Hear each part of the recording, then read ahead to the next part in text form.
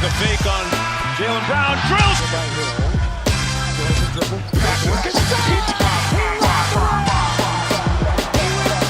Chance to be around him, you realize he is perfect.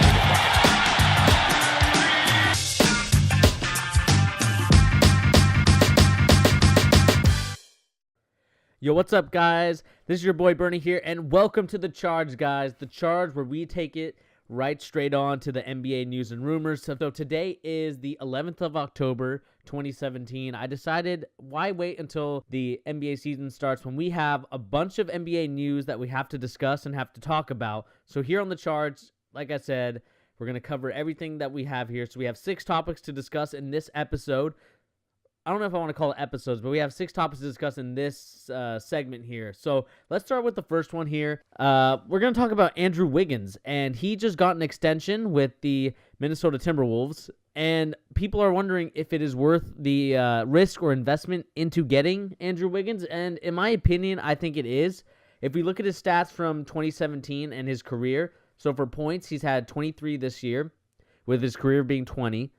Assists, 2.3 for this year, or last year, and then 2.1. Again, rebounds about the same. I think the thing that really jumps out is his three-point percentage. It's jumped up from 32 to 35, which means he's taking better shots and making most of them. So I think he's making them when it counts. And, field goals about the same, and blocks is about the same. So basically what I'm assessing here from Andrew Wiggins is that he's a very consistent player, can score at least 20 a game. So, of course, 20 a game is really worth something in this league. And his three-point percentage is about the NBA average. I believe it's 33% is the NBA average for three-point shooting. So, Andrew Wiggins is an exceptional three-point shooter. I mean, I'm not going to say exceptional, but he's very good at it. So, it's not like it's going to be to the detriment of the next person we're going to talk about in the next topic. But like I said, Andrew Wiggins, I think, is definitely worth the extension. I mean, a 5-year, 146, I believe. Yeah, 146.5 with no player option. I think the player option is going to be a very interesting discussion point that we'll talk about later in this segment. But, like I said, I mean, if we just look at it, man, three-point percentage is up, field goal is the same. I mean, there's nothing wrong with his stats out here at all. I mean, I feel like every year he's improving, he's getting more minutes. And with this new team and lineup that they have here in the Timberwolves, I mean, I don't see how they lose in this situation. Plus, he's only 22 years old. Remember, he got drafted in 2014, so of course everyone forgets that. But he's 22 years old. I mean, that's crazy. He was very young when he got drafted, so it's awesome to see that he is able to mature. And it's not even that big of a risk in my opinion. I mean, 146 is a lot of money, but I believe Otto Porter Jr. makes a little bit more than him, and he only scores like 13 a game. So obviously, if I had to pick between Otto Porter Jr. and Andrew Wiggins, of course I'm going to go with Andrew Wiggins, as he is probably he's probably the second best player. Definitely the first best defensive player, but definitely the second best player. I mean, I still think Karl-Anthony Towns is a monster and a beast, and I think he will. I mean, if judging by what I've seen and what everything goes, I believe that Karl-Anthony Towns will be the next kind of superstar in the NBA. A lot of people have been saying that Giannis will be, but I'm thinking as Karl-Anthony Towns, as I feel like we're crying for a big man. I mean, maybe we're not all crying for it, but I'm crying for a next superstar big man. I thought it was going to be Anthony Davis, but he's already been in the league for a while. I know he's not very old, but he hasn't been in the league for a while, and I just feel like his time has come. I feel like you get a better opportunity with a big man with either Joel Embiid or Karl-Anthony Towns, and I'll get to that in another further discussion. But I mean, like I've been saying, I mean, I'm not seeing anything that's going to be affecting him too bad. But going back to Andrew Wiggins, an extension, worth it? Hell yeah, it is. I mean, 146 mil for a guy that's 22 and could potentially be a superstar level. Maybe not to the likes of like a LeBron, but definitely to an all-star, where he makes an all-star almost every single year, which I think is definitely worth it. That team is going to be so beastly this year. It'll be awesome to see what they do this year. Hopefully they can compete and challenge, because I want it to be a lot more. I think this is the first year in a long time since we've been very interested and invested in everything, every NBA team as a whole, rather than last year, whereas we already know that the Warriors and Cavs are making the finals. And this year, we're going to see what happens. I mean, maybe someone will dethrone the Warriors. I mean, I can only hope, just because I want a little bit of parity. Of course, we love to see greatness, and there's nothing wrong with that. But I would love to see a team like the Minnesota Timberwolves kind of compete with the Warriors. I think with Karl-Anthony Towns and the Andrew Wiggins defensive presence and the way that he just is able to, I won't say he locks down people because, his stats show us only 1 steal a game and, 4 rebounds, which, is good numbers, but I'm not saying that it's like a defensive stopper. But he definitely is long enough and will definitely disrupt people from taking good shots and definitely competing against other players. So I'll be interested to see when they go against like the likes of LeBron's team or even the Warriors team. I'd like to see him guard either Steph Curry or Klay Thompson. I want to see how that goes. Or even Kevin Durant. It's just going to be an interesting season, like I said. We're going to see how it goes. And for the player option in Andrew Wiggins' contract that's not there, I think it makes perfect sense. And I don't understand why players would want a player option. We see what the situation with Carmelo Anthony. He had a player option, and the team is trying to trade him away, but they can't trade him away because he has that player option, so he can decide where to go. To me, I don't understand that perspective because if I can get a better deal here, it just doesn't make any sense for the player and the team because basically you're just strangleholding yourself into a deal. But if you say the team goes, hey, you can pick either these 3 places to trade you, and we'll be okay. And then you end up picking the one that isn't the favorite one. So like for example, Carmelo went to the Thunder. I believe he wanted to go to the Rockets with James Harden and Chris Paul, and I think that probably would have been a better team. But of course, he went to the Oklahoma City Thunder, where I don't know how they keep getting these superstar players. They got Paul George. Westbrook is staying now, so it'll be interesting to see the 2018 when LeBron James is a free agent. But the player option to me just doesn't make any sense in my opinion, and I just don't see it going anywhere really. But it's awesome that we're getting our players played. I love to see players getting paid a lot. I think they should be getting paid to what they're worth and what their value is. And I'm glad that they're deciding to put that money into Andrew Wiggins. And we'll see where it goes from here. The Timberwolves are going to be an exciting team. Andrew Wiggins is an exciting player, only 22, like I said. And we'll see how it goes. I'm excited to see what his career has for him in the next 3 to 4 years as this team tries to contend and beat potentially the Warriors in the West. Next, we're going to move on to a little bit of NBA news, and that is the Derrick Rose comments that he made. So he said that thinks that he will make double with his next contract in the Cavs situation. So if we go here really quick. So this is what he said here. So I get a chance to reintroduce myself back to the league. I get to bet on myself. That's one of the reasons I came here. I got to bet on myself, and I'm from Chicago. I've got that hustle side. It's in me, man. Next time you got to pay me, you got to pay me double, so it's fine with me. If we just look at his stats really quick, we're just going to go over what he did in New York in this year. So he had 18 points a game, 4.4 rebounds, or assists, 3.8 rebounds, 47% field goal, and 21% three-point percentage with 32.5 minutes per game and with about 253 free throws attempted. So he shot about like an 87, I believe, percent. So he made 221 out of 253. So he had a good percentage at the line. So that's a career high. And the thing that I don't think that, it's kind of like a tough thing to say because, we saw a player like Matthew Dellavedova, although, he's a very good pesky player, kind of like a Patrick Beverley type player. I just don't see Derrick Rose making a lot of more money anymore like he used to. Double is like what, 4.2? I believe he only makes 2.1. So like 4.2 will be like how much money he gets. So I don't know, man. I just don't know if he's really going to be getting. Obviously with the league salary cap increasing, I think someone will always take a chance on Derrick Rose just because they think that they'll be able to get that 2010 MVP Derrick Rose out of him. But the issue with him is that he shoots 21% from the three-point line, and the thing is 33% is the average. So if you're not shooting the average and you're way below it, I don't think a team is really going to take a chance on you. It's just, I don't see how anybody could. He had a decent spell in New York, but obviously it didn't equate to wins. And that's the thing about this, is that you got to equate it to wins. Wins matters in this league because, especially in the East, where it's very weak compared to the West, where it's anybody's ball game there. The East is very competent. It's just the Cavs, Boston, and everybody else, really. So, we'll just have to see. I don't think he's going to be getting that 4.1. See, it's really tough because, I keep contradicting myself by saying, but I just don't think, I mean, it also depends on his health as well. I mean, is he going to stay healthy? We've yet to see him really be really healthy and stay a whole year without getting injured. You have to limit his minutes. Otherwise, if he gets another injury, it's basically over for him, and I don't think anybody's going to really touch him in terms of trying to try to sign him to play for your team. I just don't see it, guys. Let me know in the comments down below if you think that Derrick Rose is worth $4.1 million. I know 2.1 is a really steep pay cut, and he took it. I'm sure someone could have offered him the 4.1 if he really wanted to, but if he doesn't do well this year, if he pulls like a Darren Williams, then I don't think anybody's going to pay for him, especially in this three-point league where three-point shooting matters. And the way the Cavs are built up right now, there's only like a handful of guys that can just shoot the three. I believe Kyle Korver's one of them, J.R. Smith.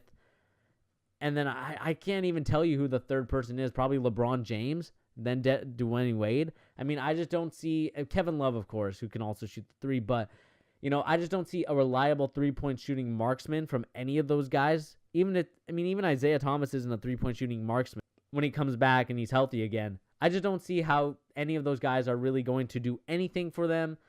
It's going to be an interesting season. I mean, will Boston be able to topple Cleveland? Will Derrick Rose be able to get his money? We'll have to find out as soon as this NBA season starts. So we're just going to move on to the next topic, guys. All right, guys, so for the next topic we got is the Joel Embiid contract extension. I know I'm a little late on this, and we probably should be talking about something else, but I kind of want to talk about it because people are equating it to a risky business because of the injury history with Joel Embiid.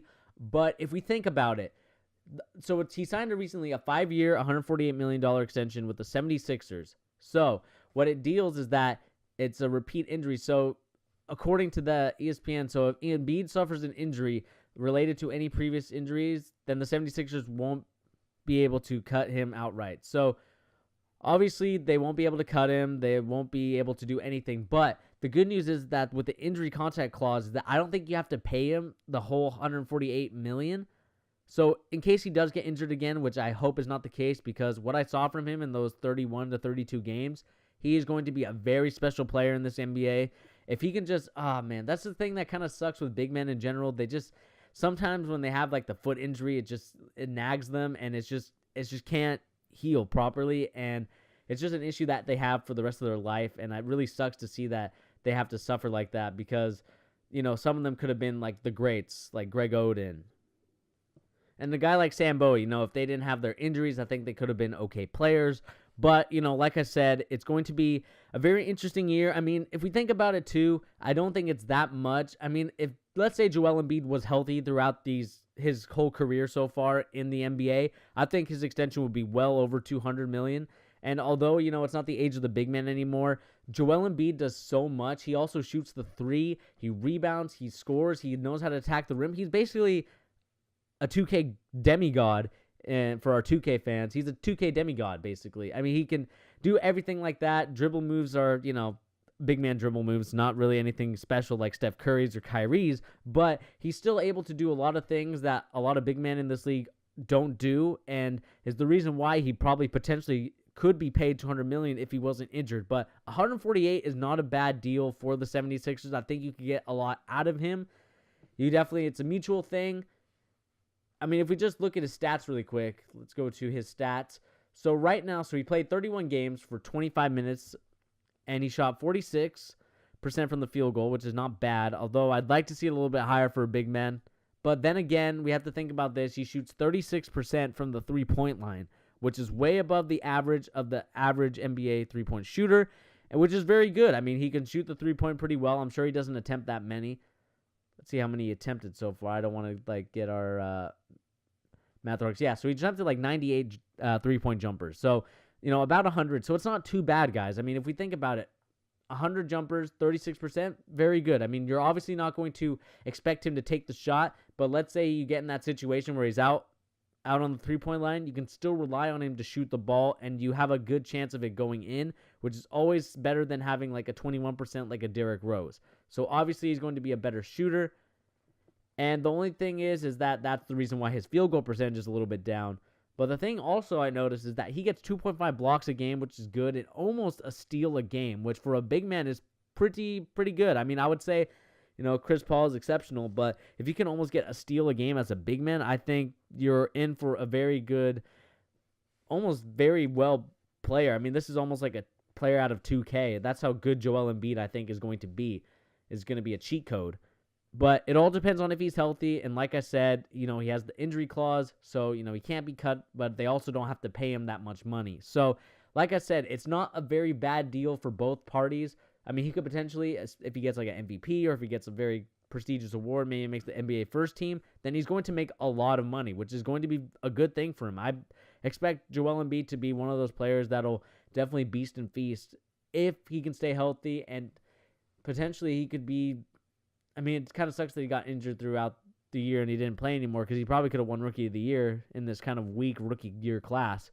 But I mean, we just got to keep looking at our stats right here. I mean, I don't see anything that I am worried about. 2.1 assists a game is not bad. The turnovers are a little bit of an issue, almost 4 a game. Not something I like to see. And also with the fouls at 3.6. So, that's the reason why. So I don't believe that's going to be an issue. But also having a big man shoot at least almost 80 at 78% at the free throw line is also going to be a big plus for the 76ers. And this 76ers team is going to be a little bit exciting. I believe that they could and they should make the playoffs, at least like as an 8th seed or a 7th seed. They're still a young team. They still have to grow in with each other, but I believe that they'll be able to do it. It's all depending on if all those guys can stay healthy, because the highlights I saw of Ben Simmons, that dude is something special. And that dude, I might have to change my pick. I think I picked Dennis Smith as my MVP, or Rookie of the Year, for our predictions for the NBA season. But the things I saw from Ben Simmons during the preseason so far, I'm thinking I'm starting to like him a lot more than I did in the past. I know a lot of people compared him to LeBron James because he's just that pass-first shot creator and ball handler. I mean, I just think I made a mistake in picking who it was. I'm not going to change my pick only because I still think that Dennis Smith is a great player and he's a true rookie compared to Ben Simmons, who's just, he got injured, so he didn't really count. But still, it's going to be a very interesting season with the 76ers team. Like I said, if these guys can stay healthy, they'll definitely make the playoffs for sure. All right, guys, next topic we have here is one by Stan Van Gundy of the Detroit Pistons. He said this very interesting thing about the NBA draft, and he said, I'd like to get rid of it. Just get rid of the draft altogether. Make all rookies free agents coming in, and if I want to go and give a guy $50 million a year, good. But I got to do it under the cap. I think if you did that, you'd have no individual max on players. We'd start getting them parity in the league. The league really doesn't want parity. The league wants super teams, and I get that. It's worked well, business-wise. And I think that's a very interesting concept. It's almost kind of like a soccer mentality almost, where you have these feeder teams, a.k.a. the college teams or the G League, and they end up just growing these players up to a point where any team can just say, hey, we want to sign you to a contract. Hey, we want to sign you to this contract. So I think it's an interesting concept because I've seen it work before in the soccer world, especially in European soccer. You have the likes of guys that start off in like a small club, end up getting bought by like a Manchester United, a Liverpool, a Chelsea, or a Real Madrid or Barcelona. So, you get these teams, they buy these players, and they end up either being good or you send them out again or you try again later if it doesn't work out. The thing is that he says it'll create parity in the league, but my thing is, though, if you decide to do that, no draft at all, then who would want to go to the states that is cold in the middle of November? I mean, your teams like Minnesota wouldn't do very well. Your Charlotte Hornets, I don't think, would do very well. And even like the Atlanta Hawks, because their fan base is very fickle, and I think it's more LA Lakers fans would also be in jeopardy as well. So, I could see Stan Van Gundy's point about the super teams and how it would not create any, but I think we're just in a new generation. I think this new generation is no more money. It's more about, I want to get the championships. I want the rings. Money was very important back in the day. I mean, that's why you saw the likes of Vince Carter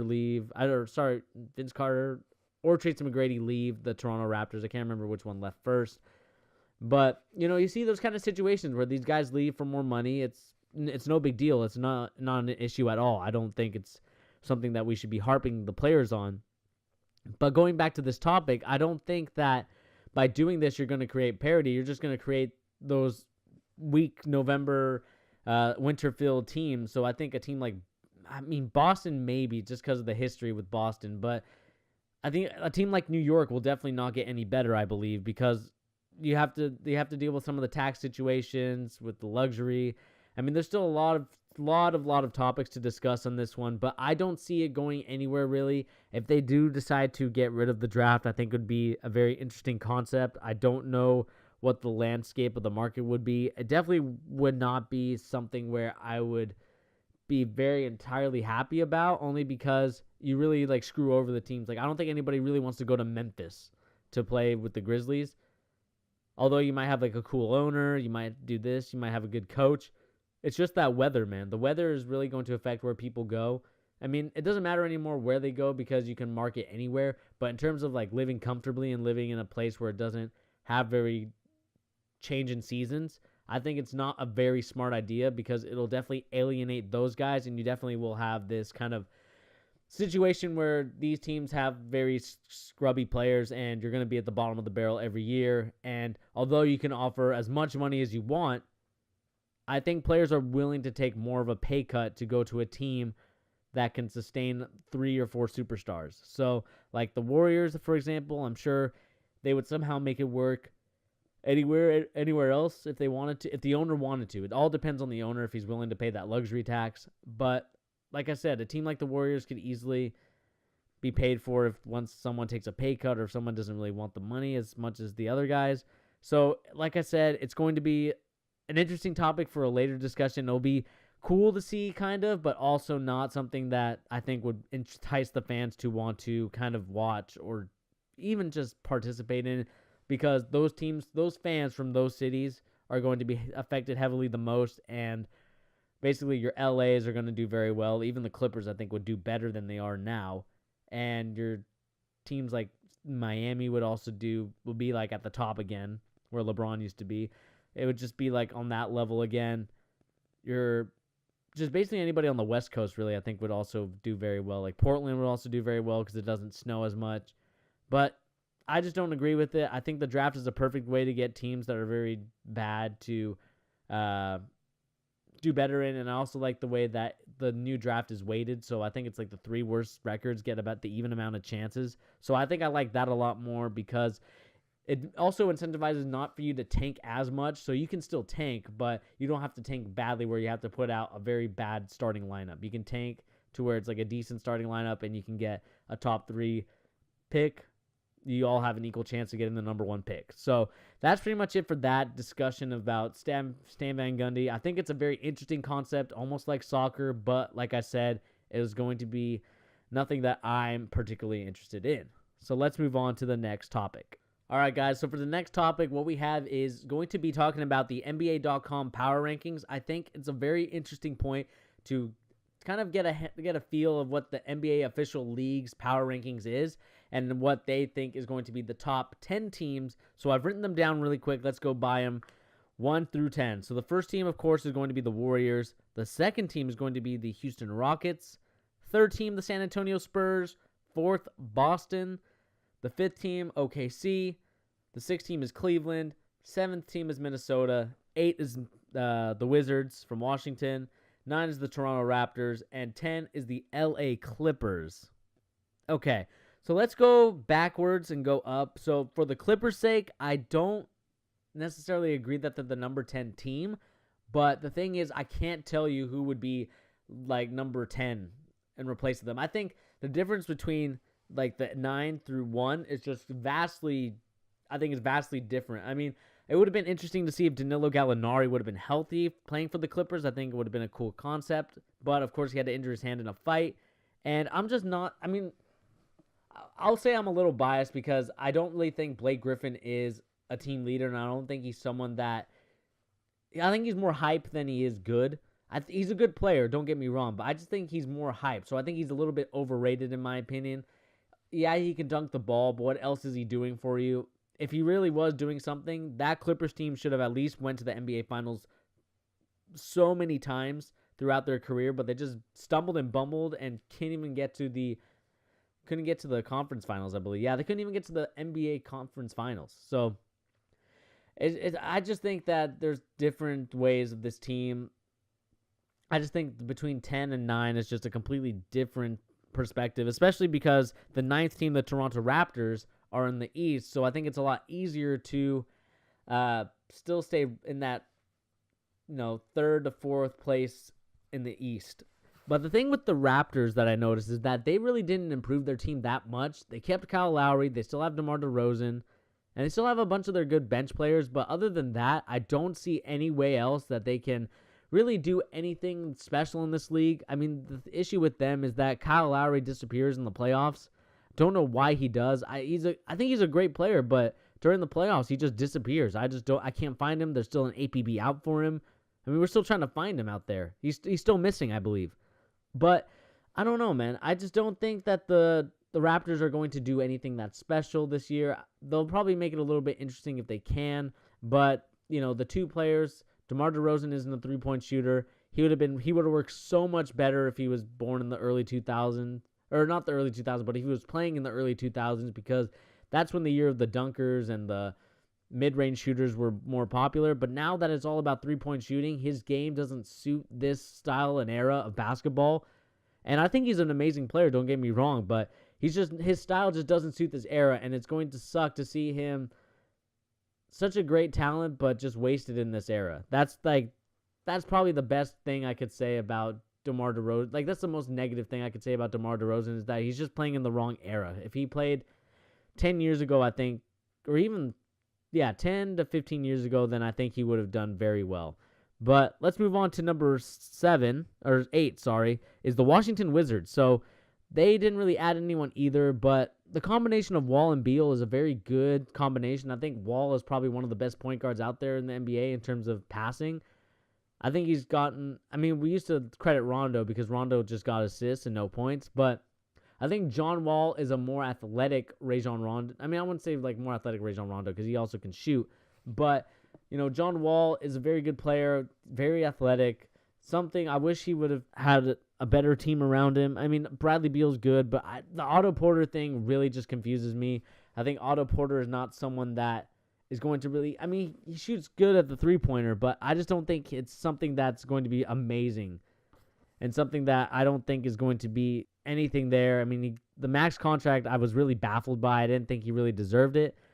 Not that he didn't deserve it, because everybody deserves their money by putting in the hard work, and I'm not saying it that way. What I'm saying is that compared to the other guys around the league, 13 points a game does not warrant a max contract. I don't think so, in my opinion. I think basketball players that with max contracts are your guys like your Andrew Wiggins, you're buying in on potential. I don't think he's only 2 years older than Andrew Wiggins, but let's check out his stats really quick.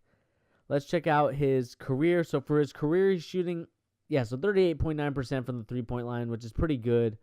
But like I said, I don't see any way possible that he is worth this much. Look at this stats right here. So he's 13.4 points per game, 1.5 assists a game, 6.4 rebounds per game. But look at his career averages. His career is 9.3, 1.2, and 4.4. He's been in the league 4 years, so that's probably a good sample size of something you should expect your 4-year player to be able to do, and I just don't see it, man. I don't see why he was worth the max. In my opinion, definitely they overspent for him. I'm sure he's a great player, and three-point shooting tells you that he's good at the three-point shooting, and he's going to do very well. But if you just look at his postseason this year, he only shot 28% from the three-point line, which is a very alarming, and it's almost D Rose level like. And if he's shooting like that in the postseason, the Wizards ain't winning this championship, or at least getting to the conference finals, which they should have against the Celtics, in my opinion. Although I'm a Boston fan, I'll admit it. I'm a Boston homer. But the Wizards really should have won it. I thought they had the better team. I just think that this Wizards team is just too good, and they just overpaid for a guy that's not someone in his 4 years is worth that max contract as a number 3 role player. It's just very weird to see that they've got it and that they're number 8.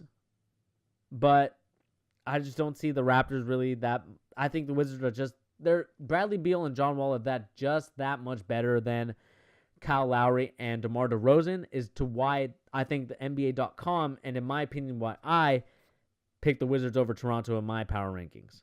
So next we're going to move on to number 7, which is a team I kind of talked about with the Andrew Wiggins thing, and that is the Minnesota Timberwolves. The Timberwolves are an exciting team. They brought in some new pieces like Jeff Teague, Jimmy Butler. This team should be loaded and rearing to go. It's no more about potential. It's about now. I think this year should be a stepping stone for them, and I think they should at least be able to get a top 4 place in the NBA rankings, or not rankings, sorry, but the standings. They should be 3 or 4th. I don't see the Spurs doing really anything that much. Their players are getting older, although Popovich is an amazing coach. I think he's almost on that. I think he is on that level of Red Auerbach. So with Greg Popovich, this team's a little bit older. LaMarcus Aldridge got, I wouldn't say exposed, but he definitely got. There's definitely an APB out for him because he definitely didn't ball out when Kawhi Leonard was hurt. And it kind of sucked that Kawhi Leonard was hurt because it would have been interesting to see how Kawhi would have done against this Warriors team. Although I think the Warriors would have won, I still think it would have been a very more interesting series if Kawhi Leonard was still healthy. But enough about the Spurs. We're going to talk about the Timberwolves. This team should definitely do very well in the postseason. Should definitely do well in the regular season. I think Jimmy Butler is going to really help out his old coach, Tom Thibodeau, get everyone in line. Karl-Anthony Towns is going to be a beast. I think he's probably going to be the next big superstar, in my opinion. Unless Joel Embiid can battle him. It would be awesome to see a battle between Joel Embiid and Karl-Anthony Towns. I think that those two just going at it in the NBA Finals, in my opinion, would be I think everyone would love it. Although people don't like the big man game anymore. It's a lot more slow, methodic. I just think it's very cool. And I just miss the days of like a Shaq, your KGs. I just miss those days where those guys mattered. I just feel like now it's more about your point guards and your shooting guards, and even your small forwards to an extent with LeBron James and Kevin Durant. But we just don't see the big man as much anymore because those guys aren't able to carry their teams to playoffs anymore because of the way that the league is now, which is a three-point shooting league, and your big man isn't going to be taking that many shots unless he's a three-point specialist, which in that case, I don't think there's many of them, except for like Ryan Anderson. I can't remember anybody else. There was he used to play for the Nets. I can't remember his name, but that's pretty much those guys are the guys that you're going to really rely on as three-point specialists, and I just don't see how anything's going to happen there. Let's quickly move on. We're just going to go through. I won't go through the rest of them because I think the rest of them make sense, except for one, Cleveland at number 6, and we're going to talk about them in our last topic. But Cleveland at 6 is very interesting. I think Cleveland is still better than OKC, although OKC got 3 amazing superstar, all-star caliber players. Don't get me wrong. I still think that the Cavaliers have that chemistry and that history together that should put them above OKC and above the Spurs for sure. Boston, I'm not sure about just because Boston has this new team and Kyrie Irving's an exciting and young talent. Although he's won a championship, I don't know why I called him young and exciting because he's been in the league for a while now. I think he's going to help the Boston team carry the load and carry them to an NBA Conference Finals game. Whether they win or lose, I'm still iffy on that. I think the Cavs have the upper hand to Boston, which is why I don't understand why Cleveland's this low on the list. I think it's a little disrespectful, although Isaiah won't be coming back until the All-Star break. Maybe he might come back in January. Who knows yet? But I just think that the Cavs are just that good, and I don't think they should be I think they're a little bit disrespected here at number 6. I think number 6 is a little too low for them. I think they should at least be at 5 or 4. Definitely not number 1 or 2 because of the way that the Houston Rockets got better and how Boston got better, but definitely in that top 4 conversation. Definitely top 5. I mean, that's really it. I mean, that's really pretty much it for the power rankings, guys. All right, guys. So for the last topic here on today's charge, always with the NBA news and rumors, guys, what we got is going to be my kind of preview and predictions for this NBA tip-off opener between Cleveland and Boston. Being a Boston fan myself, I'm excited for this game. It's going to be fun. It's going to be exciting. Kyrie versus LeBron. Let's go at it. Umano a mano. I can't wait until there's that switch where we get LeBron James on Kyrie Irving or Kyrie Irving switch to LeBron James. It's going to be a fun, interesting matchup. But let's quickly go to this news with Isaiah Thomas. So he had a little bit of beef with Danny Ainge. So this is what he said. He said, none of it made sense. It still doesn't make any sense. I'm still asking what the hell happened. It's a trade you make in NBA 2K. It's not a trade you make in real life.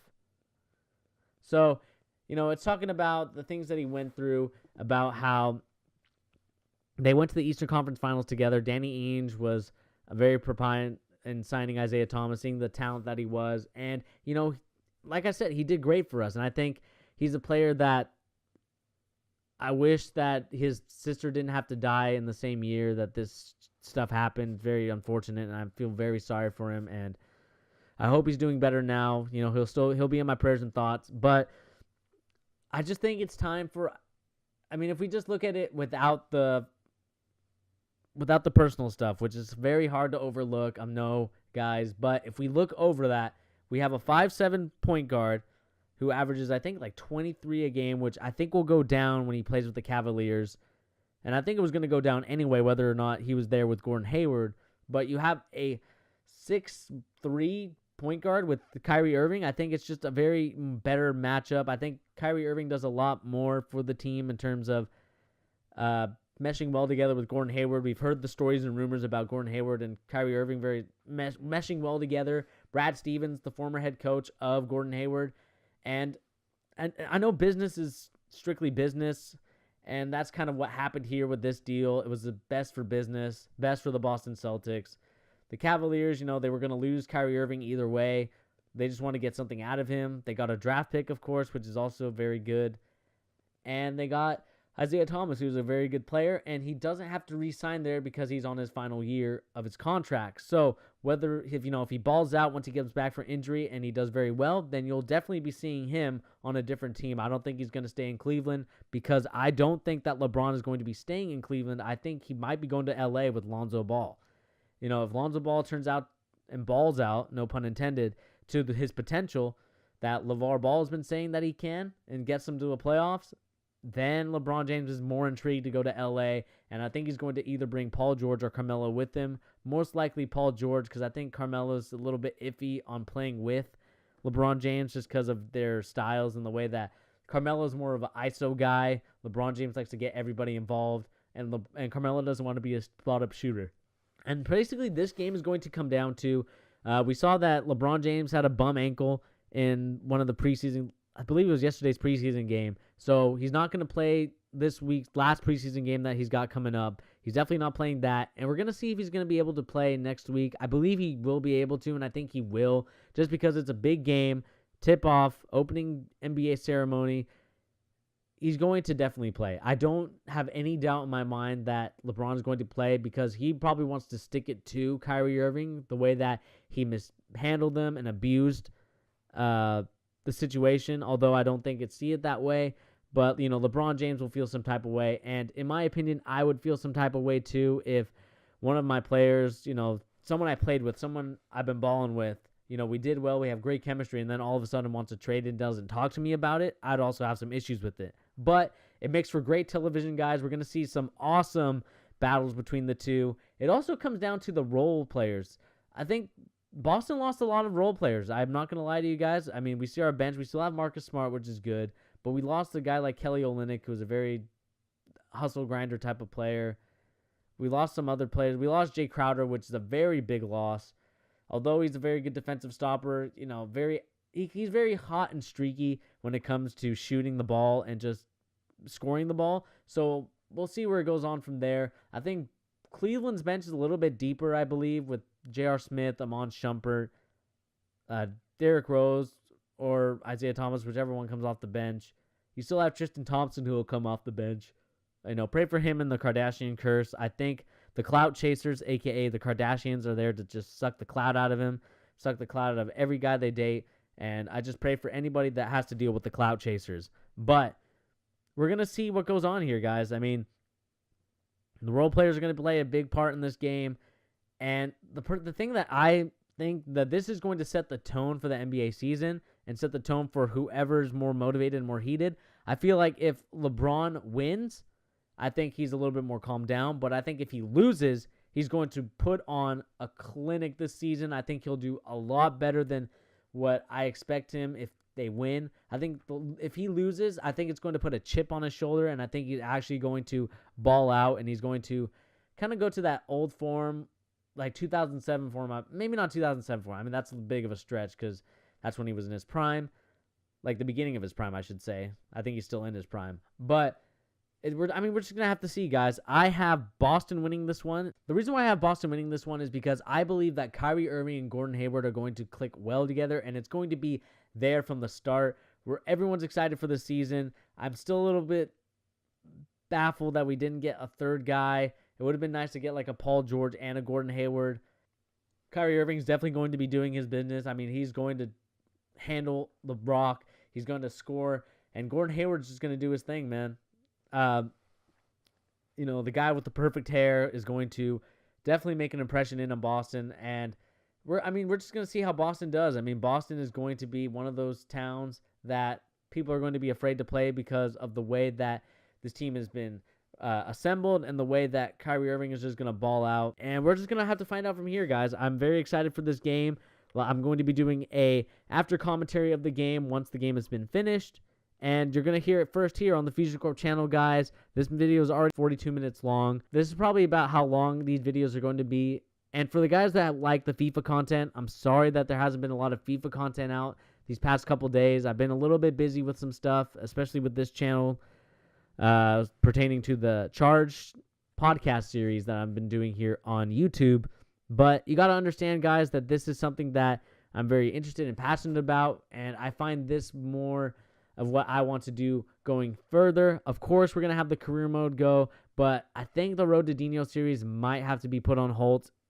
But don't quote me on that because I will still try to do it when I can, guys. So anyway, this has been your boy Bernie here on the Fusion Corp channel. Please remember to check all of our stuff. We have the Dragon Ball Super 1-hour episode special review from our boy Peter. Peter's been doing the reviews of Dragon Ball, so make sure to check them out. We have FIFA content. We have some career mode episodes. We also have the Gimmick Cast, guys. We talk about a variety of things coming from different sports other than basketball, video games, TV shows, anime. Whatever else is on there, we got it here on the Gimmick Cast. But anyway, guys, this has been your boy Bernie here on The Charge, leading the charge in NBA news and rumors, and I will see you guys on the next episode. Peace, guys.